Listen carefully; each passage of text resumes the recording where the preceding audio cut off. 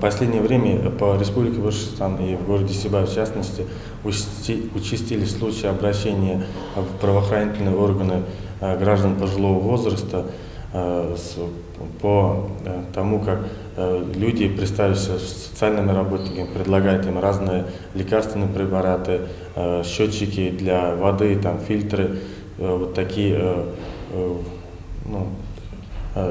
такие услуги предлагают. В связи с этим хочу обратиться к гражданам пожилого возраста и вообще горожанам, чтобы быть бдительнее.